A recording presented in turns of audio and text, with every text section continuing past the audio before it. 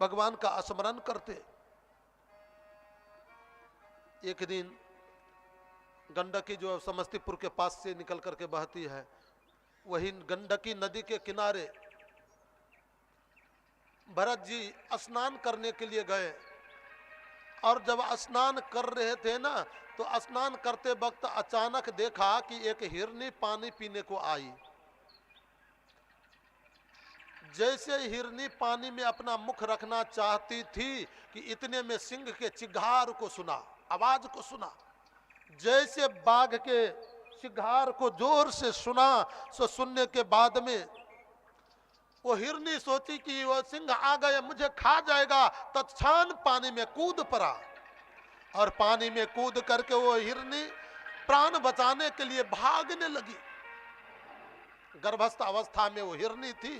बीच गंडकी में जब गई तो गर्भस्थ बच्चा जन्म ले लिए, लेकिन अभी प्राण बचाएं कि बच्चे का ख्याल करें, वो हिरनी तैर करके उस पार चली गई।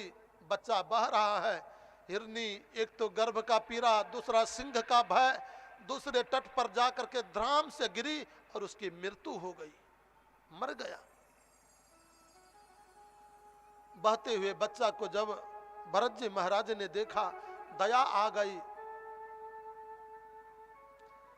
तैर करके गए और जा करके उस बच्चा को पकड़ लिए और पकड़ करके ले आए ऊपर में। ये हिरण के बच्चा को भरत जी महाराज ने बचाया। ये क्या किया? उपकार किए। करना चाहिए, किसी व्यक्ति को दुख तकलीफ हो उस समय सहारा कर देना, ये मानव का धर्म है, करना चाहिए। लेकिन कभी काल उपकार में भी अपकार हो जाता है। हाँ, उपकार की परिसीमा को जब पार करने लगोगे ना, तो वो उपकार अपकार में बदल जाता है। उपकार की भी अपनी एक सीमा है। एक महात्मा नदी में एक भिक्षु बहा जा रहा था, और वो भिक्षु जो बह रहा था, तो बहते हुए भिक्षु को महात्मा ने देखा, दया आ गई। महात्माओं का हृदय तो दया का हृदय होता। बहते हुए भिक्षु को निकालने के लिए महात्मा क्या किया, अपना अंजलि ऐसे लिए और जल में ऐसे डुबाया, चाहा कि भिक्षु को निकाल करके बाहर कर दे। जैसे हाथ को जल से उठाया, सो भिक्षु हाथ में जोर से डंक मार दिया। हाथ थर थर कांपने लगे। वो भिक्षु फिर से जल में गिर गया। फिर महात्मा सोचा, ओह भिक्षु मर जाएगा बेचारा।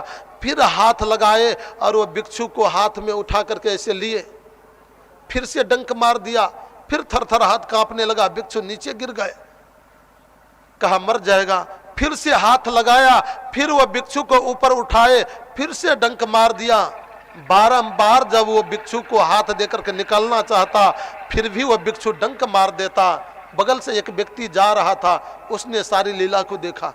कहा महाराज मर जाने दो, बह जाने दो, आप इसको प्राण बचाना चाहते हो, लेकिन देखो ये तेरे हाथ में बारंबार डंक मार देता, ऐसे दुष्ट को बह जाने दो।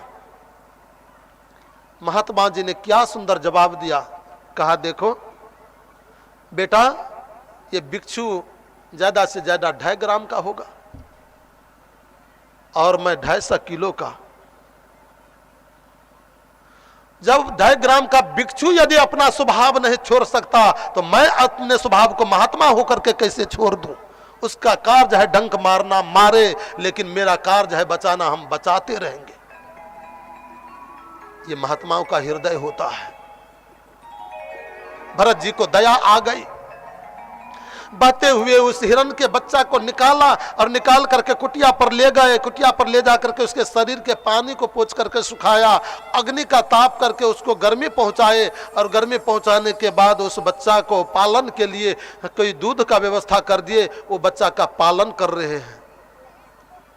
पालन करते करते करते करते भरत जी महाराज का अब मन ज्यादा ही उस हिरण के बच्चे में लगने लगा। भजन जो करते थे ना, अब वो माला की संख्या कमने लगी, भजन की संख्या कमने लगी।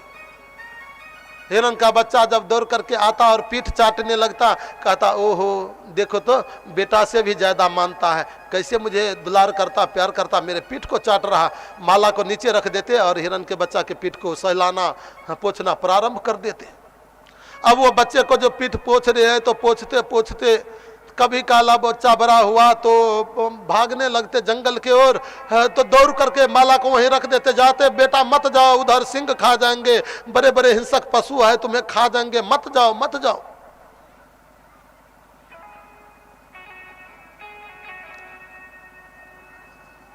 अब तो कुछ और ज्यादा बड़ा हो गया, वो भागते भागते एक दिन जंगल चला गया, और जंगल गया सो भगवान सूर्य को कहने लगे, हे सूर्य देव भगवान देखना मेरे बेटा को कोई मार न दे, मेरे बेटा को रक्षा करना, हे जंगल के अधिष्ठात्री देव मेरे बेटा को रक्षा करना, मेरे बेटा को कोई मार न दे। जब तक वह हिरण का बच्चा लौट करके नहीं आता उसी के चिंता में पड़े रहते थे।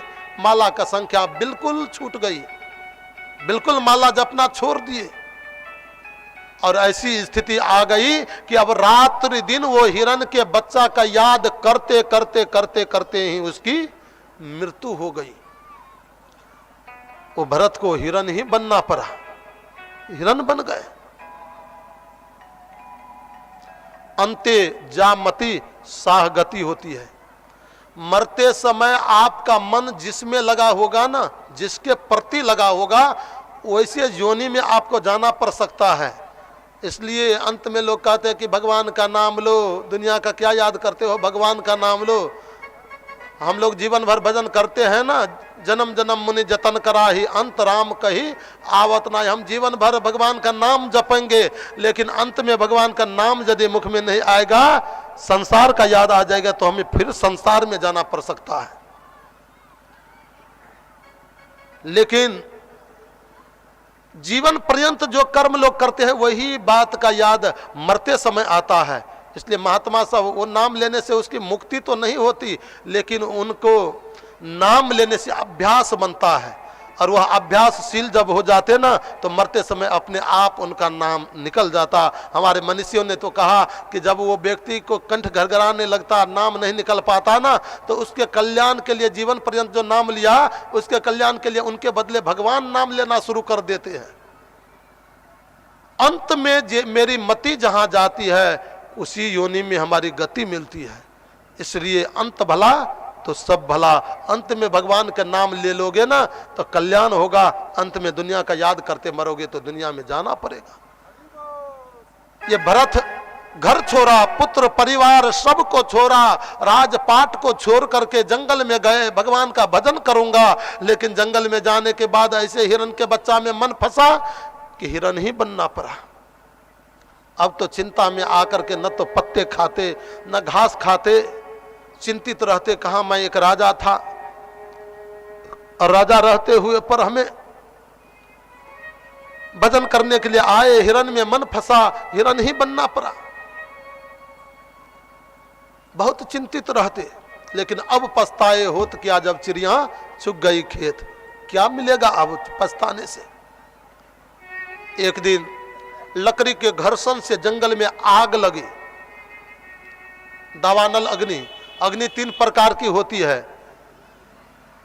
बरवानल, दावानल और जठरानल। समुद्र में जो इतने लाखों नदी का जल जाते, लेकिन फिर भी समुद्र सम रहता, क्योंकि उसके अंदर बरवानल अग्नि है। वो अग्नि जल का शोषण करके अनुकूल बना करके रखती है। और दावानल जंगल में जो वृक्ष के ऊपर वृक्ष पड़े होते और जोरों से हवा चलती ना, तो वृक्ष के ऊपर जब वृक्ष का घर्षण होता तो घर्षण होने के बाद में अग्नि पैदा होती है, उसको दावानल अग्नि कहा जाता है। और तीसरा है जठरानल, जो हम लोगों के पेट में है। हम लोग कोई भोजन करते हैं, कुछ खाते, तो वही जठरानल अग्नि हम लोगों के भोजन को हजम करती, पचाता है। ये दावानल अग्नि जंगल में प्रकट हुई, और जैसे दावानल अग्नि प्रकट हुई पूरे जंगल लह लह करके जलना प्रारंभ हो गया।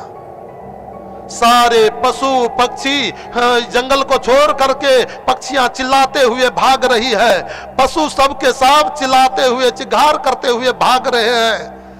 सबके सब जब भागते बाहर गए, ये हिरण जो भरत हिरण बना था ये भाग नहीं पाया, उसी अग्नि के चपेट में पड़ गए और जल करके उसी में भस्म हो गया। वो हिरण मर गया। लेकिन इस बार मरते समय बड़ी चिंता थी, कहा मैं राजा था, एक हिरण बनना पड़ा। भगवान उसे पुनः मानव का शरीर दिए, और इस बार जो मानव का शरीर दिए ना, तो इस बार फिर उनका नाम भरत ही रख दिया गया। पिताजी ने उसके भाग रेखा को देखा, हस्त रेखा को देखा, कहा ये तो बड़ा विद्वान होगा, बहुत बड़े धर्मात्मा होगा। पिताजी उसका नाम भरत रखे, गुरुकुल में पढ़ने के लिए दिया। गुरुकुल से पढ़ करके आते तो पिताजी कहते बेटा बताओ आज तुमने कौन सी विद्या सीखी। गुरुजी ने क्या बताया, जानते तो सब थे, लेकिन पिताजी को अरबर कुछ कह करके समझा देते थे। पिताजी को यदि मैं कह दूंगा तो फिर कहेंगे कि जाओ सत्यनारायण भगवान का पूजा कराओ, कहीं से श्राद्ध कन्या में मेरा मन फंस जाएगा। एक बार फंसा तब तो हिरण बनना पड़ा वाला हूं, जानते सब। और पिताजी पूछते तो अरबर कुछ बता देते। पिताजी ने कहा कि मैं तो सोचा कि ये बहुत बड़ा विद्वान होगा, लेकिन जर ही पैदा हो गया। इसलिए उनको सब कोई कहने लगे जर भरत, जर भरत, जर भरत के नाम से पुकारने लगे। माताजी मर गई, पिताजी, सौतेली मां किसकी होती? एक सौतेली मां थी, भरत को बहुत ज्यादा प्रताड़न करता था। आज वह सौतेली मां की बेटा जो उसका भाई था, उसने कहा कि देखो बेटा, देखो भाई, वहां खेत में बीज बोए हैं, पक्षियां चुग जाएगी सब दाने, जाओ जा करके पक्षियों को भगाते रहना, दाने न चुग जाए, खा जा बिंग करके। भरत जी महाराज चले गए उस खेत की पहरेदारी करने के लिए। खेत के पास में बैठ गए, सूर्य भगवान का कीर्तन करना प्रारंभ। इतने में हजारों पक्षी आई, पूरे खेत में बैठ करके एक एक दाना चुग करके खाने लगी। जैसे पक्षियां वो दाना चुग करके खाने लगी ना, तो भरत जी महाराज इधर से गीत गाना प्रारंभ कर दिए। राम जी का चिड़िया, राम जी का खेत, खाले चिड़ैया भर भर पेट। राम जी का चिड़िया, राम जी का खेत, खाले रे चिड़ैया भर भर पेट। राम जी का चिड़िया, राम जी का खेत, खाले रे चिड़ैया भर भर पेट। राम जी की चिड़िया, राम जी की खेत, खाले रे चिड़ैया भर भर पेट। राम जी की चिड़िया, राम जी का खेत, खाले रे चिड़ैया भर भर पेट। खाने वाला राम, खिलाने वाला राम, खाने वाला राम, खिलाने वाला राम, हाँ खाने वाला राम, खिलाने वाला राम, खाने वाला राम, खिलाने वाला राम। वो बीच में रोकने का मेरा क्या काम, हाँ बीच में रोकने का मेरा क्या काम। हाँ राम जी का चिड़िया, राम जी का खेत, खाले चिड़ैया भर भर पेट। राम जी का चिड़िया, राम जी का खेत, खाले चिड़ैया भर भर पेट। हाँ खाले चिड़ैया भर भर पेट, हाँ खाले चिड़ैया भर भर पेट। भरत गीत गाते हुए कहने लगा, हाँ राम जी का चिड़िया, ये चिड़िया जितनी है ना सब राम जी का है, और खेत भी राम जी का है। चिड़ैया भूखे मत रहना, भर भर पेट खा लो सब कोई। जर भरत का भय उधर से आया, देखा अरे हजारों पक्षी ये सब दाने चुग रही है, और ये तो गीत गा करके इसको खिला रहा है। सो गया, एक लात मारा उसको बैठे में, भागो मेरे घर से, मेरे घर में नहीं जा सकते हो। भरत जी महाराज उठे और सीधे जंगल के ओर चल दिए। कौन मारा, क्यों मारा, कोई अता पता नहीं, चल दिए जंगल के ओर। जंगल में जाते जाते जाते जाते सघन जंगल में जब गए, तो एक कोल भील जंगल में मनुष्य को खोज रहा था बलिदान देने को, उसको हत्या करने को भगवती के आगे। और तो कोई मिला नहीं, मोटे ताजे जरभरत जी मिल गए। और जैसे जरभरत जी महाराज मिले, सो उसको पकड़ लिया, चलो मेरे साथ। भरत जी महाराज चल दिए। कुटिया पर ले गए, लो ये भरपेट खा लो, 56 प्रकार के खिला दिए, नहा लो, नहा लिए। एक बार नहीं पूछते कि क्यों नहा रहे हो, क्यों खिला रहे हो। भैया ये सुंदर वस्त्र पहन लो, लाल लाल पहन लिए, चलो मेरे साथ। फिर चल दिए, भगवती के आगे में ले गए, कहा यहीं खड़ा रहो, खड़े हो गए, कहा सिर झुकाओ, सो सिर नीचे झुका लिए। वो जो कोल भील था ना, जंगली हत्यारा, अपने म्यान से तलवार को खींचा और तलवार को खींच करके जरभरत को मारना चाहता था। भगवती ने सोची कि इतने बड़े भक्त को यदि मार देगा तो भगवान मुझे माफ नहीं करेंगे। जैसे वो कोलभील म्यान से तलवार को खींच करके ऐसे मारना चाहता था कि आकर के भगवती ने हाथ पकड़ ली और वो कोलभील को पकड़ लिया और पकड़ करके उसके पेट को फाड़ करके तत्क्षण मार करके समाप्त कर दिया और जरभरत को बचा लिए। कौन मुझे हत्या कर रहा था, कौन आकर के मुझे बचाया, क्यों बचाया, कोई मतलब नहीं। भरत जी महाराज फिर वहां से चल दिए। जाते जाते जंगल में जा रहे थे, रास्ते में जाते समय एक राजा को पालकी पर बैठा करके सेवक लोग जा रहे थे। भगवान श्री सुखदेव कहते हैं कि रघुगण तत तपसा न याति, न चेज्या निरपनाद गिरद्वा, न च छंदसा नैव जलाग्नि, सूर्य बिना मत पाद रजो अभिषेकम। वो रघुगन नाम का राजा है। रघुगन को लेकर के पालकी से जो सेवक जा रहा था, उस समय तो ये गाड़ी कार थे नहीं, पालकी से लोग चला करते थे राजा लोग। एक व्यक्ति बीमार पड़ गया, जोरों से ज्वर आई, कहा हाँ महाराज क्षमा करना, मुझसे चला नहीं जाता। कहा क्या होगा, देख लो जंगल में कोई है, सब तो मेरा प्रजा ही है, किसी को कंधा पकड़ा दो। मोटे ताजे भरत जी मिल गए, भरत जी को कहा बाबा इधर आना, सो भरत जी महाराज चले गए नजदीक में, और नजदीक आना, बिल्कुल नजदीक चले गए, अपने कंधे का बांस उठा करके उनके कंधे पर रख दिया। और जब उसके कंधे पर रख दिए तो रख देने के बाद कहा लेकर के चलो। भरत जी महाराज चलने लगे, लेकिन भरत जी महाराज तो ठहरे महात्मा, धरती पर भी चलते तो चलने के बाद 5 हाथ आगे तक देखते रहते, कोई चींटी न मेरे पैर के नीचे पड़ जाए, कोई जीव की हत्या न हो जाए। जैसे जर भरत जी महाराज आगे पैर बढ़ाए सो एक चींटी पैर के नीचे आ गई। जैसे चींटी आई ना सो जोर से कूद गए, उछल गए। अब सोचो पालकी धोने वाला यदि कूदेगा तो बैठने वाला का क्या हालत होगी। श्रीमान जी को लगा धब से मथा में, जैसे लगा है कौन ऐसे चलाते हो, सही से चलो। कहा महाराज हम लोग तो ठीक है चलते हैं, अभी आगे एक मोटा ताजा भावा आया है ना, ये कभी काल उछल जाता है। फिर भरत जी महाराज चलाए, कभी पालकी ने चलाए हो, ठीक से चलाओ। भरत जी महाराज चलने लगे, फिर जो आगे चलने लगे फिर एक चूटी आ गई, सो फिर एक हाथ ऊपर कूद गए।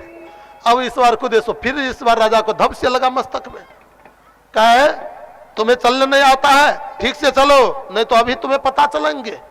भरत जी को कोई मतलब नहीं, फिर लेकर के चलने लगे। फिर जो चलने लगे फिर चिट्ठी आई, सो फिर 2 हाथ कूद गए। जैसे कूदा सो तो महाराज इस बार राजा के क्रोध का ठिकाना नहीं रहा। राजा का है ऐसा दंड देंगे ना तुम्हें, जीवन पर्यंत तुम याद रखोगे। तब भरत जी महाराज कहते हैं कि कल्प वृक्ष के पास भी रहने के बाद लोगों की दरिद्रता नहीं गई, फिर कल्प वृक्ष का मतलब क्या। मेरे पास आने के बाद भी राजा को यदि ज्ञान नहीं हुआ तो फिर मेरे मिलने का मतलब क्या। भरत जी महाराज कहते हैं राजन किनको दंडोगे, किसको प्रताड़न करोगे। जिसको आप मारना चाहते हो वो मैं हूं नहीं, और जो मैं हूं उसको आप मार सकते नहीं। आप बहुत करेगो तो एक डंडे लेकर के मेरे शरीर पर लाठी मारोगे, उससे ज्यादा करोगे, एक फरसे लेकर के मुझे टुकड़े टुकड़े कर दोगे, लेकिन ये बताओ मिट्टी के टुकड़ा पर मिट्टी को यदि पटका जाए तो किसको चोट लगेगा? वो लाठी भी मिट्टी का और ये शरीर भी मिट्टी का। मैं तो वो शरीर नहीं आत्मा हूं, और आत्मा को कोई मार नहीं सकता, आत्मा को कोई सता नहीं सकता। जैसे रघुकुंज महाराज ने ये बात सुनी ना, कहा रे ये तो बहुत बड़े ज्ञानी है। पालकी से नीचे उतर गए और नीचे उतर करके कहा महाराज मैं आपसे पूछना चाहता हूं, आपका परिचय क्या है, आप कौन हो? कहा राजन ये तुम्हारी दूसरी गलती हुई, जो तुम हो वो मैं हूं, जो मैं हूं वो तुम हो। एक परमात्मा है और संसार सब के सब उनकी आत्मा है, जीव है। ये तुम्हारी दूसरी गलती है कि मैं कौन हूं पूछना। महाराज मैं आपसे पूछना चाहता हूं, क्या ये शरीर से मन संलग्न है, मन से बुद्धि संलग्न है, बुद्धि से आत्मा संलग्न है, तो शरीर पर आए हुए दुख का प्रभाव मन पर पड़ता है, मन के ऊपर आए गए दुख का प्रभाव बुद्धि पर पड़ता, और बुद्धि के ऊपर आए विपत्ति का प्रभाव, कष्ट का प्रभाव आत्मा को क्यों नहीं पड़ेगा? क्योंकि अग्नि पर जब चूल्हे में जब अग्नि जलाई जाती है तो जलाने के बाद में उसके ऊपर बर्तन दिया जाता, बर्तन में पानी दिया जाता, पानी में चावल दिए जाते, अग्नि के ताप से बर्तन गर्म हो जाता, बर्तन के ताप से जल गर्म हो जाता, और जल के ताप से चावल सिद्ध करके होकर के प्रसाद बन जाता है। तो फिर ये मन बुद्धि से संलग्न जो आत्मा है इसको ताप क्यों नहीं होगा, कष्ट क्यों नहीं होगा? कहा राजन ऐसा करो, चूल्हे जलाओ, उस पर बर्तन भी चढ़ाओ, बर्तन में पानी भी डालो, और पानी जब गर्म हो जाए तो चावल के जगह पर एक पत्थर को ले आकर के, कंकर को ले आकर के दे देना। क्या 100 मन जलावन जलाओगे वो पत्थर कभी सिद्ध हो सकता है? जैसे सैकड़ों मन जलावन जलाने से पत्थर सिद्ध नहीं हो सकता, ऐसे ये आत्मा पत्थर है, ये कभी दुख से संलग्न नहीं हो सकता। ये तो ईश्वर अंश जीव अविनाशी, चेतन अमल सहज सुख राशि। ईश्वर अंश जीव अविनाशी, चेतन अमल सहज सुख राशि। ईश्वर ये तो अविनाशी है, चेतन अमल, ये अमल है, इसमें कभी कोई मल नहीं लगता। और सहज सुख राशि, ये स्वाभाविक ही सुख का ढेर है, इसको सुख देना नहीं पड़ता, ये स्वयं सुख का ढेर है। फिर वो आत्मा को आप क्या दुखी करोगे? वासांसी गिरनानी यथा विहाय नवानि गिरनाती नरोपरानी। जिस प्रकार से हम लोग शरीर का वस्त्र फट जाता ना, तो फट जाने के बाद वो पुराने वस्त्र को खोल देते और खोल करके हटा देते, नया वस्त्र धारण कर लेते। वो पुराने वस्त्र के कारण वो कोई व्यक्ति रोता नहीं कि मेरा वो वस्त्र है, मेरा वो वस्त्र है, मैं वो वस्त्र को कैसे छोड़ूं। फटने के बाद अपने आप सहजता से लोग हटा करके नवीन वस्त्र पहन लेता। ऐसे आत्मा जो है ना, ये शरीर रूपी वस्त्र को पहना है, ये फट जाने के बाद अपने आप इसको नवीन वस्त्र मिल जाता, नवीन शरीर मिल जाता। आत्मा को कभी कोई कष्ट और दुख नहीं होता है। न इसको अस्त्र काट सकता, न शस्त्र इसको काट सकता, न पानी डुबो सकता, न हवा सुखा सकती, न सूरज तपा सकता, न अग्नि जला सकती है। ये सदा एक रस बना रहता, इसको कहीं कोई कुछ नहीं बिगाड़ सकता। जब भरत जी महाराज ने जब ये बात रघुगण को कही, रघुगुण का दिव्य ज्ञान खुला। रघुगुण जी महाराज चरण में साष्टांग गिर गए, महाराज हमसे गलती हो गई, आपके कंधे पर बांस रख दिए, आपको इस प्रकार से कटु वचन कह दिए, क्षमा करना। कहा राजन कोई गलती नहीं, ये तेरा स्वभाव था, तुमने अपने स्वभाव दिखाया, और मेरा जो स्वभाव था मैंने अपना स्वभाव तुम्हें बताया। भरत जी महाराज वहां से चले गए और भरत जी महाराज जब चले गए तो जल जाने के बाद में ये इसको रघुगण को प्रजाओं ने कहा आओ बैठो पालकी पर, चलो। कहा जब जो तुम हो वो मैं हूं, मैं जो हूं वो तुम हो, फिर मैं ये पालकी पर क्यों बैठूं। बैराग आ गया रघुगण को और उसी दिन से भगवान का भजन करना प्रारंभ कर दिए। रघुगण का उद्धार हो गया। बोलो बाके बिहारी लाल की जय। जीवन में हर हमेशा प्रत्येक मानव को ख्याल रखना चाहिए कि हम प्रेम तो सबसे करे, गला से तुलसी यही जग में सबसे मिलिए धाय, न जाने कहीं रूप में नारायण मिल जाए। गले से गले सबसे मिलाओ, लेकिन ममता किसी के साथ न करना, आसक्ति किसी के साथ न करना।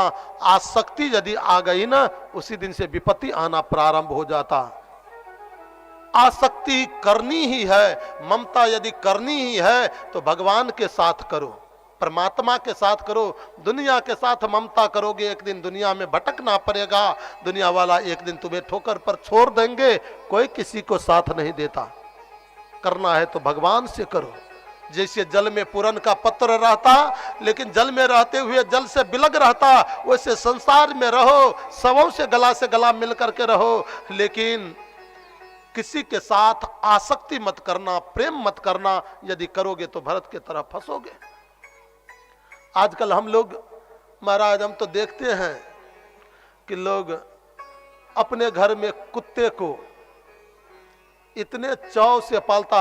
हाँ, जो व्यक्ति बड़े बड़े व्यक्ति कहवाते हैं ना, वो व्यक्ति सब विदेशी कुत्ता ले आएंगे और ले आने के बाद में महाराज जिस थाली में अपने खाता उसमें कुत्तों को खिलाता, मुख से मुख में चुम्बन लेता। और चुम्बन की बात कौन कहे, शायद अपने बेटा को कभी गोद में लेकर के चौक चौराहे पर घुमा नहीं होगा, खेला नहीं होगा, खिलाया नहीं होगा। वो कुत्ता को लेकर के चौक चौराहे पर रास्ते पर घूमता रहता है। हे भगवान,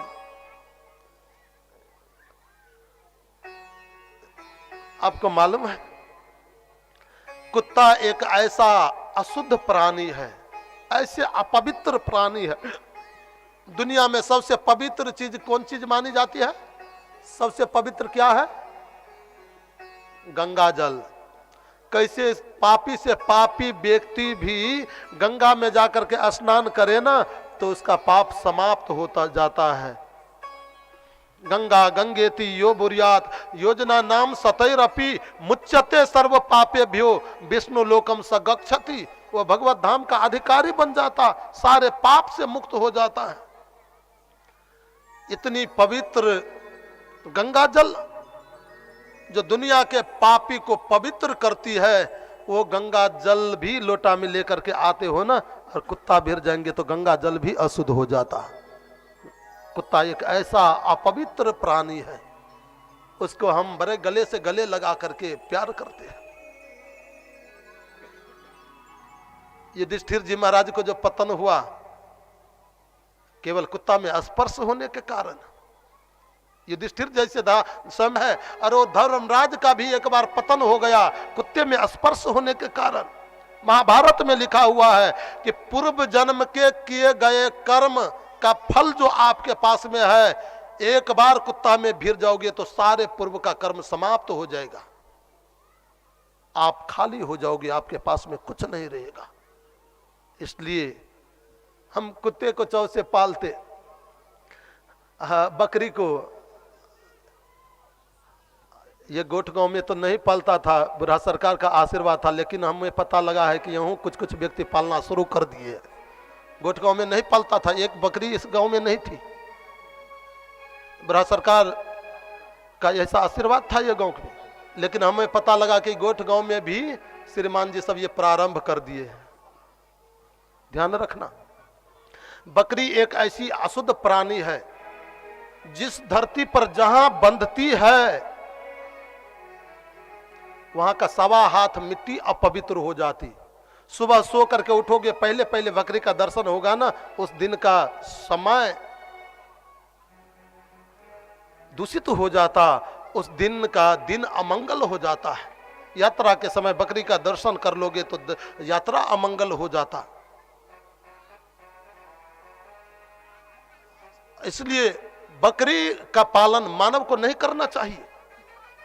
हम करेंगे, एक व्यक्ति को पैसा लेकर के देंगे, वो काटेगा, हत्या करेगा, वो पाप मुझे भी भोगना पड़ेगा, हत्या का पाप मुझे भोगना पड़ेगा।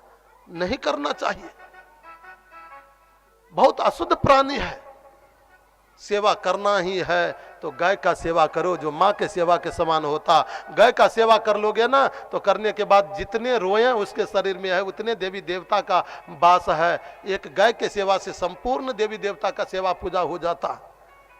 गाय, बकरी, कुत्ते आदि में मन को लगाओगे, एक दिन तेरा मन उसमें फंस जाएगा। हो सकता है उसी योनि में आपको भटकना पड़े, उसी योनि में आपको जाना पड़े। इसलिए जैसे तैसे का संग न करे। भरत जी जैसे महाराज जी को भी जब हिरण बनना पड़ सकता है तो हम लोग कौन माल में माल है। भगवान श्री सुखदेव ने परीक्षित को ये बात कही और कहने के बाद में कहते हैं कि ये जरभरत जी महाराज भगवान को प्राप्त कर लिए, भगवत धाम को चले गए। 28 प्रकार के नरक के बारे में बताया कि देखो ये 28 प्रकार के नरक हैं। पहला नरक है तामेश्वर नाम का नरक। जो तामेश्वर नाम के नरक में उस व्यक्ति को जाना पड़ता जो दूसरों के धन, संतान, स्त्री को हरण कर लेता है। उस व्यक्ति को तामेश्वर नाम के नरक में जाना पड़ता। अंध तामेश्वर नाम के नरक में उस व्यक्ति को जाना पड़ता जो किसी को धोखा देता है। रौरव नाम के नरक में उस व्यक्ति को जाना पड़ता जो व्यक्ति ये मेरी पत्नी, मेरा धन, मेरा संपत्ति, ये आसक्ति में फंस करके भगवान को नहीं मानता, उसे रौरव नाम के नरक में जाना पड़ता। महारौरव नाम के नरक में उस व्यक्ति को जाना पड़ता जो एक दूसरों का प्रवाह नहीं करता, अभिमान में फुला रहता है। ऐसे अभिमानी व्यक्ति को महारौरव नाम के नरक में जाना पड़ता। 5वां नरक है कुंभीपात नाम का नरक। कुंभीपात नाम के नरक में उसको जाना पड़ता जो अपने पेट भरने के लिए दूसरे जीव को, पशु पक्षी को मार करके खा जाते, उसे कुंभीपात नाम के नरक में जाना पड़ता है। 6ठा नरक है कालसूत्र नाम का नरक, जो माता पिता का विरोध करता, माता पिता का सेवा नहीं, गुरुजनों का विरोध करता, ऐसे व्यक्ति को इस नरक में जाना पड़ता है। 80 पत्र वन नाम के नरक में उसको जाना पड़ता जो वेद मार्ग का उल्लंघन करता, अपमान करता है।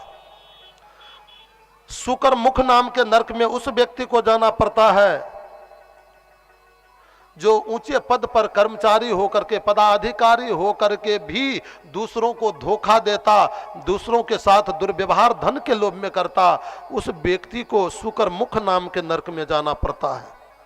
अंधकूप नाम के नरक में उस व्यक्ति को जाना पड़ता जो व्यक्ति पशु पक्षी, सांप, खटमल आदि को मारते हैं, उसे इस नरक में जाना पड़ता है। 10वां नरक है कृमि भोज नाम का, जो व्यक्ति बिना पंच यज्ञ किए, भगवान को भोग लगाए, अन्न को खा लेता, उस व्यक्ति को कृमि भोज नाम के नरक में जाना पड़ता है। 11वां नरक है सदंश नाम का नरक। सदंश नाम के नरक में उसको जाना पड़ता जो किसी के संपत्ति को चुरा करके, लूट करके ले आता है। 12वां नरक है तप्त श्रीमी नाम का नरक, जो माता बहन के समान, जो माताएं बहनें हैं, प्राय नारी है, उसको कुभाव से देखता, उसे इस नरक में जाना पड़ता है। ब्रज कंद कलाशमी नाम के नरक में उस व्यक्ति को जाना पड़ता जो व्यक्ति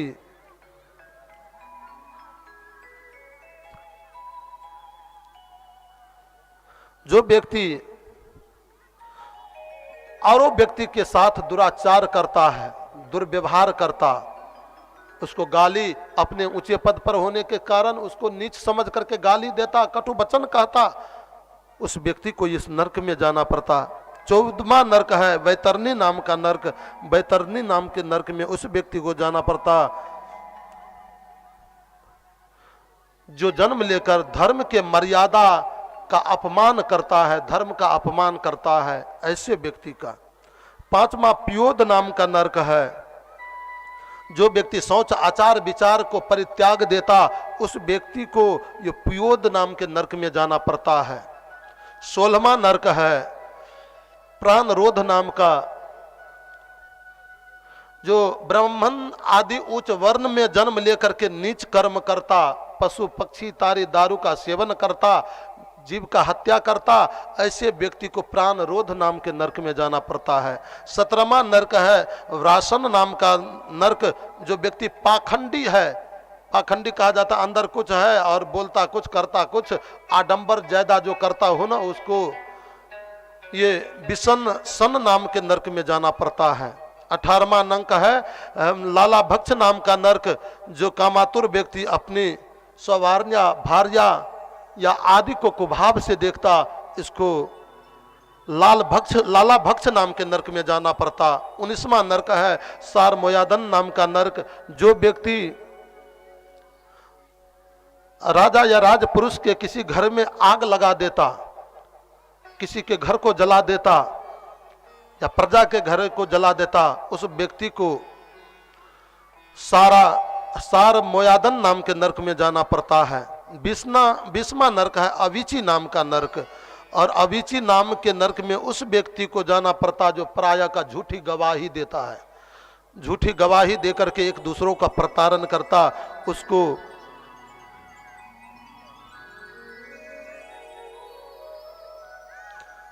अविची नाम के नरक में जाना पड़ता। अयहपान नाम के नरक में उस व्यक्ति को जाना पड़ता जो ब्राह्मण या ब्राह्मणी मदपान करता है या मद के बस में रह करके अपने धर्म को छोड़ देता है। 23वां नरक है रक्षागण भोज नाम का नरक। जो मनुष्य नर मेधादि भैरव यक्ष राक्षस आदि बलिदान पशुओं का उनके सामने देता है, उसको इस नरक में जाना पड़ता है। 24वां नरक है शूलपात्र नाम का नरक। शूलपात्र नाम के नरक में उस व्यक्ति को जाना पड़ता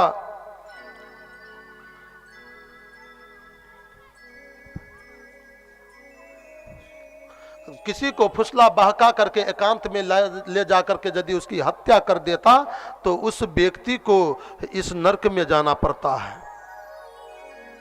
पुनः 25वां नरक है दंड सुक नाम का नरक। इस नरक में उस व्यक्ति को जाना पड़ता जो उग्र स्वभाव का व्यक्ति है, हमेशा क्रोध में ही भरा पड़ा रहता है।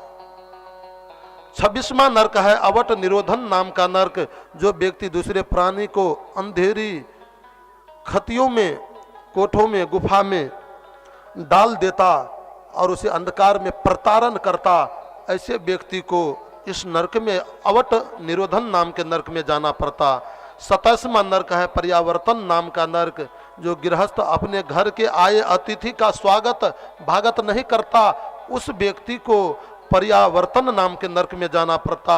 और 28वां नरक है सूची मुख नाम के नरक। सूची मुख नाम के नरक में उस व्यक्ति को जाना पड़ता जो बड़ा धनवान है परंतु अभिमानवश सबको टेढ़ी नजर से देखता, छोटों का अपमान करता, ऐसे व्यक्ति को सूची मुख नाम के नरक में जाना पड़ता है। ये 28 पर नरक तो बहुत था। रावण ने देखा कि देखो मेरे प्रजा जितने हैं ना सब पाप कर रहा है, सबको नरक में जाना पड़ेगा, क्या करूं। सो एक और से क्या किया, नरक को पाटना भरना शुरू कर दिया। भरते भरते बहुतों नरक को भर दिए। देवता लोग जाकर के ब्रह्मा से कहा पितामह पितामह ये रावण तो सब नरक को भोग रहा है। ब्रह्मा जी दौड़े आए, अरे रावण ये क्या करते हो, मेरा सब प्रजा ये नरक में जाएगा, ना रहेगा बांस न बाजेगी बांसुरी, नरक रहेगा ही नहीं तो मेरा प्रजा जाएगा कहाँ नरक में। कहा है भले आदमी तेरे जितने प्रजा है ना सबका उद्धार होगा, भगवान के हाथ से मृत्यु होगी, सबों का उद्धार होगा। ये नरक पापियों को सजा देने का जगह है, मत तोड़ो मत इसको भरो। तब 28 नरक रह गए। जो ये 28 नरक का भोग उस व्यक्ति को भोगना पड़ता जो दूसरों के साथ अन्याय करता है। ये नरक के बारे में जब बताए तो बताने के बाद में परीक्षित जी महाराज थर थर कांपने लगे कि यही गलती तो हमसे हो गई, हमने एक संत का अपमान कर दिए और संत का अपमान कर दिए, हमें भी नरक में जाना पड़ेगा, क्या करूं प्रभु, मेरा उद्धार कैसे होगा। सुखदेव स्वामी ने परीक्षित से कहा, राजन सुनो एक कथा कहता हूं कि कान कुबजे ध्वजा कश्चिद दासी पति राजा मिला नामना नष्ट सदाचारो दास्या संसर्ग दूषिता। एक कानकुब्ज गोत्र में जन्म लिया हुआ एक ब्राह्मण था। पिता बहुत बड़े धर्मात्मा, परिवार बहुत बड़े धर्मात्मा, और ये ब्राह्मण का नाम है अजामिल। ये अजामिल भी बहुत बड़े धर्मात्मा है, परंतु सज्जनों मन पर कभी विश्वास नहीं करना चाहिए। मन कब फिसल जाए और किस गड्ढे में गिरा दे, कभी विश्वास नहीं करना चाहिए। एक दिन वो अजामिल, धर्मात्मा अजामिल रास्ते में जो आ रहा था ना, सो किसी गणिका का संग करते किसी पुरुष को देखा। गणिका यानी वेश्या। इसकी बुद्धि भ्रष्ट हो गई। मैंने कल शायद कहा था कि मानव के जीवन में हृदय में पाप का प्रवेश करने का मात्र दो रास्ता है, ये आंख और दूसरा कान। आंख से गलत दृश्य को देखा ना, सो देखने के बाद में वो अजामिल और गणिका से जाकर के कहा कि तुम मेरे घर चलो, बहुत संपत्ति दूंगा। और गणिका तो संपत्ति की लोभी, चल दी घर। और घर जब गई तो जाने के बाद ये अजामिल उस गणिका को धन देते देते घर की सारे संपत्ति को लुटा दिया। और सारी संपत्ति को जब लुटा दिए तब तक धन का अभाव हुआ। गणिका को धन चाहिए, चोरी करना प्रारंभ कर दिया, डाका डालना प्रारंभ कर दिया। चोरी करते, डाका डालते, बीच चौराहे पर खड़े होकर के लोगों को लूटता। अजामिल के डर से लोग थर थर थर थर कांपते रहते हैं। कोई कह देता बेटा अजामिल आ जाएगा, तुम्हें मार देगा। बच्चा जो दूध नहीं पीता था ना, माँ कहती बेटा दूध पी लो नहीं तो अजामिल आ जाएगा। पूरे कटोरा दूध को एक श्वास में पी लेता था। बच्चे में भी ऐसा भय हो गया। एक दिन कितना भी कोई बिगड़ा हो, उसको सुधारने का चाबी संत के पास में होता है। संत यदि चाहे ना, मन बना लेना तो सुधार सकते हैं। महात्मा तीर्थ यात्रा में जा रहे थे। पहले के समय में तो ये गाड़ी घोड़ा रही ने, पैदल चलते रहे, और जिस गांव में रात्रि हो जाती थी वहीं रह जाते, सुबह में फिर वहां से चलते। अजामिल के गांव में गए, लोगों से पूछा भैया ये गांव में कोई भक्त का घर है? वो भी शायद दुष्ट ही था। उसने कहा हाँ हाँ महाराज, मेरे घर में तो गांव में ऐसे भक्त है ना, आप जाओगे तो आपकी आरती भी होगी, पूजा भी होगी, सेवा भी होगी, चरण भी पखारा जाएगा। अब ये कौन जाने कि कौन आरती कौन सेवा पूजा की बात करता है। कहा बताओ वो भक्त का नाम क्या है? कहा उसका नाम है अजामिल। अब महात्मा जी पूछते चल दिए अजामिल भक्त का घर किधर है, अजामिल भक्त का घर किधर है, अजामिल भक्त का घर किधर है। जाते जाते जाते जाते जब अजामिल के घर के पास में गए ना, भला था कि अजामिल उस समय नहीं था, चला गया था घूमने, नहीं तो महात्मा के अकल को ठिकाने पर अब ये पहुंचा देता। दरवाजे पर जब गए तो जाने के बाद में महात्मा जोर से सीताराम का नारा लगाए, और जैसे लगाए सो गणिका खिड़की से झांक करके देखती है, ये बाबा कैसे आ गए मेरे दरवाजे पर? क्या है बाबा? बेटी भक्त अजामिल कहाँ है, भक्त अजामिल कहाँ है? कहा बाबा क्षमा करना, मेरे पति देव भक्त नहीं, बहुत बड़े डाकू है, डाकू, भाग जाओ वरना आएंगे तो तुम्हें जिंदा नहीं छोड़ेंगे। कहा बेटी हमें तो कोई बता दिया, आ गया, ठीक है, क्षमा करना, मैं जा रहा हूं, गलती हो गई। महात्मा जब लौटने लगे तो गणिका के मन में विचार आ गई, संत के देखने से भी जीवन में पाप दूर होता। संत दरस जिमी पातक तरई, थोड़ा तो पाप दूर हुआ। अजामिल ये गणिका विचारने लगी कि आज तक कोई महात्मा मेरे दरवाजे पर नहीं आए थे। जीवन का पहला दिन है, एक महात्मा, ये 2-4 महात्मा मेरे दरवाजे पर पैर दिए, ये भी भूखे चले जाएंगे, कितना बड़ा अपराध होगा। गणिका दौड़ी आई, बाबा मैं पापनी हूं, मेरे हाथ का अंत आप नहीं खाओगे मैं जानती हूं, लेकिन ये अन्न तो दूषित नहीं। हाँ लो, अन्न बना करके भोग लगा करके आप खाओ, भोग लगाओ, आज मेरे यहां से मत जाओ। कहा बेटी मैं पापी के घर के अन्न का अन्न नहीं खाता। कहा बाबा आज रह जाओ ना। बहुत प्रार्थना करने लगे, महात्मा रुक गए, और रुक गए तो रुक जाने के बाद रसोई बनाए, सीधा के सामान दी, रसोई बना करके भोग लगाए, और पत्तल लेकर के जैसे पाने के लिए बैठे, उठाना चाहते थे कि उधर से अजामिल देखा आ रहा है। कहा मारो पकड़ो लूटो कूटो, कौन है ये, मारो लूटो कूटो पकड़ो। अब तो महात्मा थर थर कांपने लगे। कहा गुरुदेव हम कहते थे ना यहाँ मत रहो, अब एक को जिंदा नहीं छोड़ेगा। थर थर महात्मा कांप रहे हैं। बेचारी वो गणिका दौड़ी आई, क्यों इतना महात्मा को डांटते हो, मैं बुलाई हूँ। ओहो देवी तुम बुलाई हो, मैं तो सोचा कि ये बाबा सब वैसे आ गए, खरिया पलटन सब, अब ये पता चला थे। तू बुलाई हो ठीक है, 2 दिन रख लो 4 दिन रख लो, मेरा क्या जाता। अब वो महात्मा जब रह गए तो रह जाने के बाद खाए, भोजन किए, भोजन करने के बाद सुबह का जब समय हुआ, ब्रह्म मुहूर्त में जगे, तो जगने के बाद कहा देखो अजामिल सोया ही था। हाँ क्या बात है। कहा मैं जा रहा हूं, आकर के अपने घर को देख लो। कहा जाओ कुछ नहीं है घर में। कहा नहीं भैया थोड़ा इधर आओ ना। कहा महात्मा बड़ा दुष्ट होते, ना अपने सोते ना दूसरों को सोने देते, ऐसे जगाते हैं। कहा बेटा आओ ना फिर सो जाना। अजामिल जब आया तो कहा कि मैं जा रहा हूं। हाँ ठीक है जाओ। कहा वैसे जाओ, कुछ दक्षिणा उक्षिणा दोगे कि नहीं।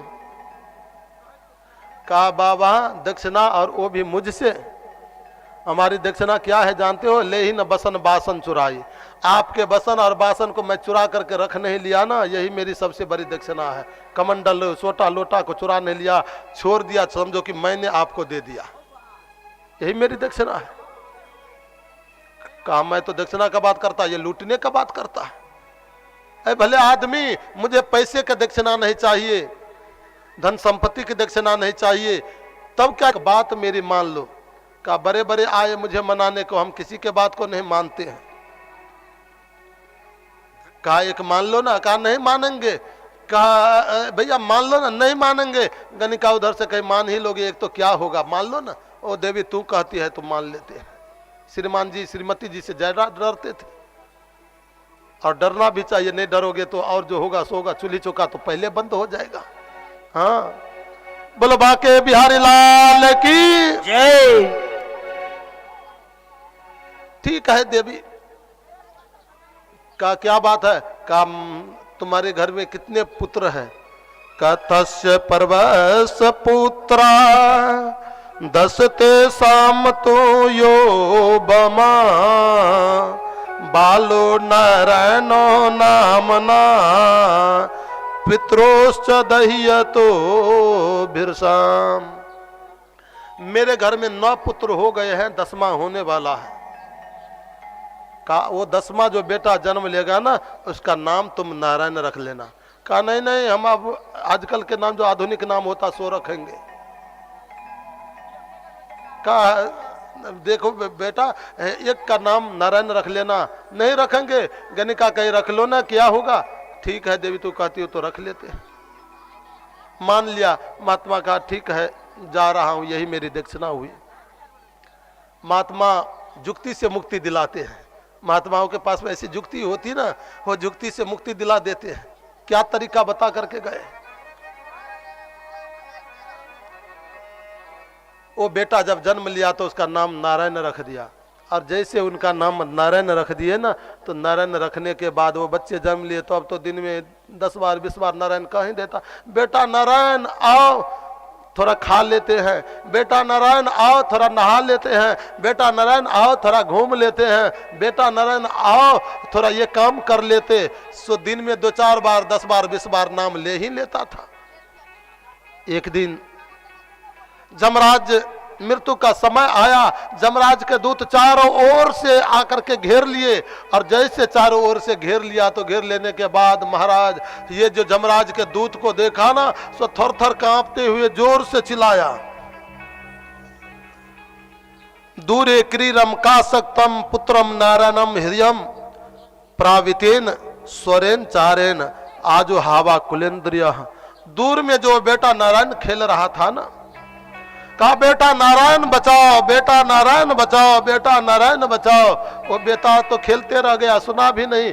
परमात्मा नारायण अपने 4 पार्षद भेज दिए, भगवान 4 पार्षद भेज दिए। जमराज के दूत ने देखा भगवान के पार्षद को 4-4 हाथ, बड़ा सुंदर पीताम्बरी पहने हैं, सुंदर मुकुट पहने हैं। कहा आप लोग यहाँ कैसे आए? कहा इसको लेने के लिए। है भले आदमी, आप लोग डायरी भी नहीं देखते हो? इतने बड़े पापी, जीवन पर्यंत पाप किया, उसको आप कैसे ले जाओगे? ये नरक जाने का अधिकारी है। कहा देखो तुम धर्मराज का दूत हो, धर्म के परिभाषा को जानते हो? कहा जानते हैं। कहा धर्म के परिभाषा क्या है? कहते हैं कि देखो वेद पर निहितो धर्मा धर्मस्य तद विपर्यया वेदो नारायण साक्षात स्वयंभूरिति सुसूर्भि। वेद ने जिस नारायण को प्रतिपाद किया है, उस नारायण का सेवा पूजा करना, उनका भक्त हो जाना ही धर्म है। कहा भले आदमी, उसी नारायण का नाम तो ये लिया है, फिर इसको नरक में कैसे ले जाओगे? कहा महाराज ये भगवान नारायण का थोड़े नाम लिया, अपने बेटा नारायण को चिल्ला करके कहा बेटा के मस्तक पर हाथ रख करके बोले या पोता के मस्तक पर हाथ रख करके बोले, आखिर नाम तो मेरे नारायण का था। सांकेत्यम परिहासम वा अस्थोयम हेलन में बबा वैकुंठा नाम गर्णम मसेयम घरम विदु। परमात्मा के नाम संकेत में ले लो, परिहास में ले लो, क्रोध में ले लो, आलस में ले लो, कैसे भी परमात्मा का नाम ले लेते हो ना तो कल्याण ही करता है। भाव कुभाव अनख आलस हूं, नाम जपत मंगल दिशि दस हूं, उसको कल्याण ही करता। भले ये पोता के नाम धरा करके लिया हो, लेकिन नाम तो मेरे नारायण का था। कहा नहीं महाराज ये अपने पोता का नाम, बेटा का नाम लिया है। जबरन करने लगे सो भगवान के दूत ने खूब पीटा उसको, और पीट करके वहां से दांत तोड़ करके भगा दिए। भागे भागे जमराज के पास में गया, महाराज हम लोगों का जीवन ये मारे खाने के लिए होता, क्या हुआ है? वो 4-4 हाथ वाला आया, बहुत पीटा, मुझे मारा। कहा देख लो आज से ऐसे व्यक्ति को कभी छूना नहीं, लाना नहीं। कहा किसको? जिह्वा नभ व्यक्ति भगवद गुण नाम ध्येयम चेतस न अस्मरन्ति चरणार बिंदम कृष्ण नमति यक्षिर एकदापि तानान सस्तमस्तो अकृत विष्णु कीर्तयान। जो व्यक्ति अपने जिह्वा से भगवान के नाम या गुण को नहीं गाता हो, भगवान के चरणारविंद का जो स्मरण नहीं करता हो, भगवान को जो नमन नहीं करता हो, प्रणाम नहीं करता हो, जो कभी भगवान का कीर्तन नहीं करता हो, ऐसे जो पापात्मा व्यक्ति है उसको ले आना। जो मुख से नाम लेता, कीर्तन करता, उनके चरणारविंद का स्मरण करता, ऐसे व्यक्ति को कभी मत लाना। जमराज अपने सेवकों से ये बात कही, भगवान के दूत उनको प्राण बचा दिए, लेकिन ले नहीं गए। कहा जाओ भजन करो। फिर वर्ष भर तक जा करके भजन किए, और भजन करने के बाद अजामिल का उद्धार हुआ। भगवान श्री सुखदेव परीक्षित से कहते राजन देखा उतना बड़ा पापी था ये अजामिल, इतने बड़े पापी को बेटा के नाम धरा करके भगवान के नाम को लिया, उसका उद्धार कर दिए। इसलिए घर में बेटा और बेटी का नाम रखो ना तो भगवान से जोड़ करके रखना चाहिए। भगवान से जोड़ करके रखोगे तो उनके बहाने भी तो भगवान का नाम लोगे। ऐसा ना रखो बबलू टबलू टिंकू रिंकू फिंकू आदि सब, ये सब नाम महाराज अब तो छूट गया। आज से 10-20 वर्ष पहले ज्यादा लोग रखने रह गए थे। अंग्रेज को हम लोग मार करके भगा दिए, लेकिन उसके नाम और भाषा को, महाराज गुण को ज्यादा ही हम अनुसरण करने लगे।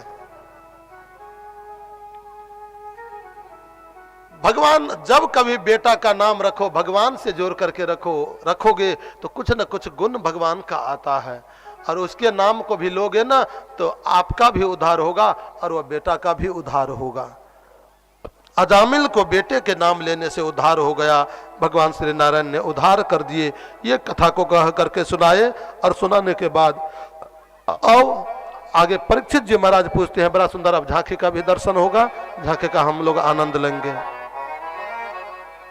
परीक्षित जी महाराज ने सुखदेव स्वामी से पूछा कि प्रभु, मैं आपसे पूछना चाहता हूं कि मानव और दानव दोनों परमात्मा के संतान हैं, उन्हीं का उपजाया हुआ है, फिर परमात्मा ये भेदभाव क्या क्यों करते? पता लगता कि देवता को बचा लेते, मानव को बचा लेते, दानव को मार देते। ये विपरीत नजर भगवान का क्यों है? विपरीत दृष्टि भगवान का क्यों है? ऐसा भगवान क्यों करते? कहा देखो राजन, परमात्मा किसी को दो नजर से नहीं देखते, परमात्मा किसी को मारते नहीं। परमात्मा, जो व्यक्ति पाप से मर जाता है ना, पाप करते करते मर जाता, उसको आकर के तार देते हैं, उद्धार कर देते हैं। यदि परमात्मा न आए तारे तो व्यक्ति का जीवन बर्बाद हो जाएगा और नरकगामी हो जाएगा। इसलिए परमात्मा किसी को मारते नहीं, वो तो तारते हैं। तारा है सारा जमाना। एक बार जोरदार जयकार सबके दोनों हाथ उठाकर प्रेम से बोले कृष्ण कन्हैया लाल की। तारा है सारा जमाना, श्याम हमको भी तारो। तारा है सारा जमाना, श्याम हमको भी तारो। तारा है सारा जमाना, श्याम हमको भी तारो। तारा है सारा जमाना, श्याम हमको भी तारो। हमको भी तारो श्याम हमको भी तारो। हमको भी तारो श्याम हमको भी तारो। हमको भी तारो श्याम हमको भी तारो। हमको भी तारो श्याम हमको भी तारो। तारा है सारा जमाना, श्याम हमको भी तारो। तारा है सारा जमाना, श्याम हमको भी तारो। सब पे भगवान से प्रार्थना करें, प्रभु आप संपूर्ण दुनिया को तारते हो, हम भी उसी लाइन में खड़े हैं, हमें भी तारो, तब मैं जानूंगा आप तारनहार हो।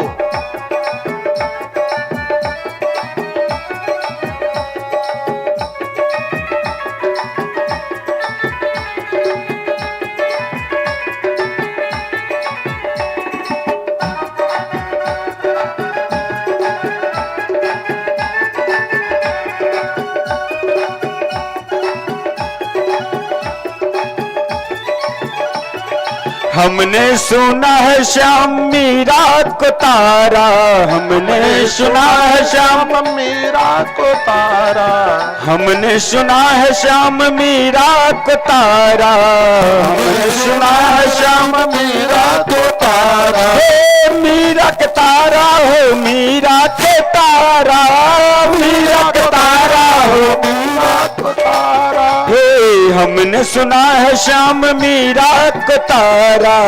हमने सुना है श्याम मीरा को तारा। बिना का करके बहाना, श्याम हमको भी तारो। बिना का करके बहाना, श्याम हमको भी तारो। तारा है सारा जमाना, श्याम हमको भी तारो। श्री राधे।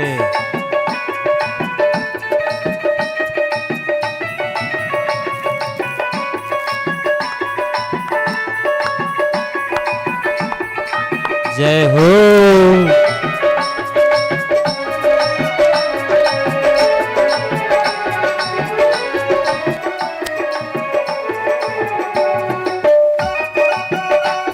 जय जय हरि बोल।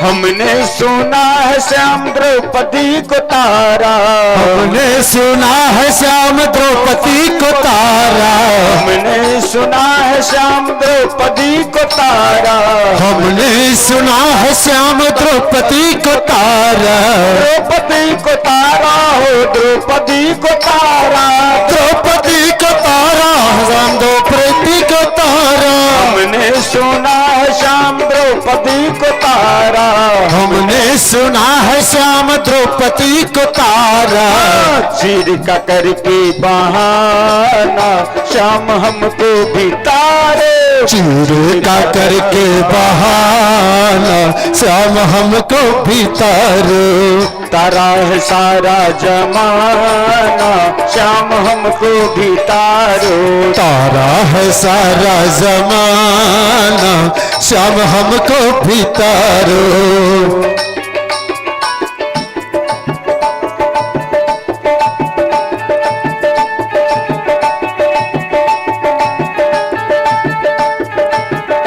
हरि बोल।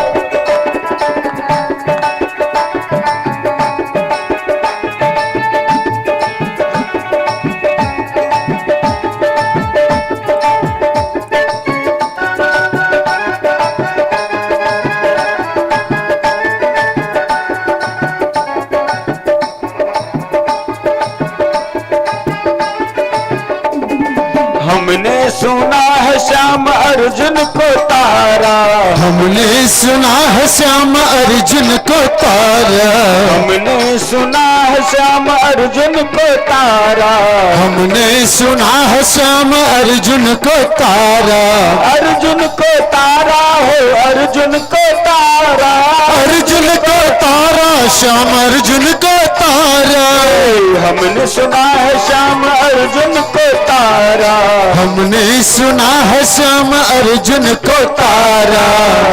एक बार सबके दोनों हाथ उठा लिया और ताली बजाकर गीता का करके बहाना श्याम हमको भी तारो, गीता का करके बहाना श्याम हमको भी तारो, गीता का करके बहाना श्याम हमको भी तारो, गीता का करके बहाना श्याम हमको भी तारो, हमको भी तारो श्याम हमको भी तारो, हमको भी तारो श्याम हमको भी तारो, हमको भी तारो श्याम हमको भी तारो, हमको भी तारो श्याम हमको भी तारो, हमको भी तारो श्याम हमको भी तारो, ओ हमको भी सारो राम हमको भी तारो, तारा है सारा जमाना जय हो। भी तारो, सारा है सारा जमाना श्याम हमको भी तारो, तारा है सारा जमाना श्याम हमको भी तारो, तारा है सारा जमाना श्याम हमको भी तारो। तारो। बोलो बाके बिहारी लाल की जय। भगवान हरिओम। श्री सुखदेव परीक्षित से कहते हैं, राजन भगवान किसी को मारते नहीं, वो तो पाप से जो व्यक्ति मर जाता उसे आकर के तार देते हैं। हरिओम। पाप करते करते जो व्यक्ति जीवन में उद्धार का कोई रास्ता नहीं मिलता, ऐसे पापात्मा व्यक्ति को उद्धार करने के लिए भगवान को अंतिम में आना पड़ता है। और यही पाप किया था। एक समय की बात है, कयादु ये कश्यप ऋषि को जाकर के उसकी पत्नी दीति ने बड़ा ही चाव से सेवा करने लगी। सायंकाल सेवा कर रही थी। कश्यप ऋषि ने कहा, देवी आज तेरे सेवा में कुछ अंतर दिख रहा है, क्या बात है? कहा पतिदेव मुझे एक आशीर्वाद दो, वरदान दो कि मुझे पुत्र प्राप्त हो। कहा देखो इस समय का जो बेला है वो शिव बेला है। शिव बेला सूर्य अस्त के समय में भगवान शिव भूत गणादि के साथ आकाश मंडल में भ्रमण करते रहते हैं, वायुमंडल में भ्रमण करते रहते हैं। इस समय यदि तुम गर्भाधान करोगे, गर्भ रखोगे, तो तेरा बेटा दैत्य हो जाएगा, राक्षस हो जाएगा, नहीं करना चाहिए। लेकिन कामातुरा नाम भयम न लज्जाम। परिणाम ये हुआ कि दीति को गर्भ रहा और वही गर्भस्थ बच्चा जो जन्म लिया वही हिरण्यकश्यप और हिरण्याक्ष जैसे भयानक राक्षस हुआ। हिरण्याक्ष को भगवान ने वराह रूप में उद्धार कर दिए पृथ्वी को निकालते समय। लेकिन जब से हिरण्याक्ष को मारा तो मारने के बाद हिरण्यकश्यप ने भगवान को अपना शत्रु समझ लिया कि ये मेरे भाई को मारा है, ये मेरा शत्रु है, दुश्मन है। और वो शत्रु समझ करके हर हमेशा भगवान का विरोध करता था। पूरे राज में ढिंढोरा पिटवा दिया, न अष्टभ्यम न दातव्यम न होतव्यम ध्वजा क्वचित। आज से कोई अष्टजाम नहीं करेगा, पूजा पाठ नहीं करेगा, हवन नहीं करेगा, कोई कीर्तन नहीं करेंगे। करना है तो मेरे नाम का करे, हिरण्यकश्यप हिरण्यकश्यप हिरण्यकश्यप जपे या हिरण्यकश्यप नाम का हवन करे, पूजन करे। ऐसा प्रजाओं के बीच में प्रचार प्रसार कर दिया। अब प्रजा तो बस में होता, बेचारे किसी का मन नहीं था लेकिन जबरन नहीं करता तो उसको मार देता था। सारी प्रजा दुख पाने लगी और सारी प्रजा जब दुख पाने लगी तो दुख पाने के बाद उस फ्रंट बंद हो गया है। मॉनिटर बोलो बाके बिहारी लाल की जय।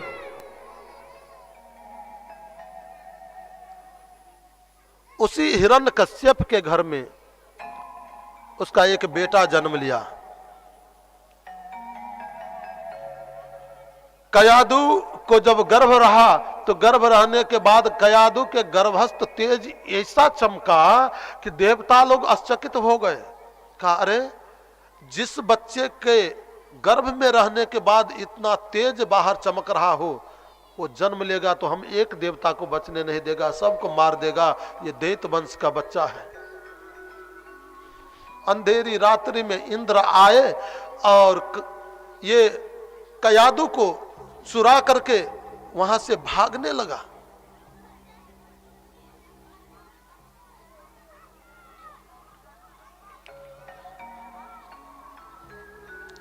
जब चुरा करके भागने लगा तो इंद्र देवऋषि नारद जी महाराज ने देखा, कहा है भले आदमी, इसको यदि मारोगे ना तो मारने के बाद भगवान तुम्हें माफ नहीं करेंगे। भगवान का दोनों पार्षद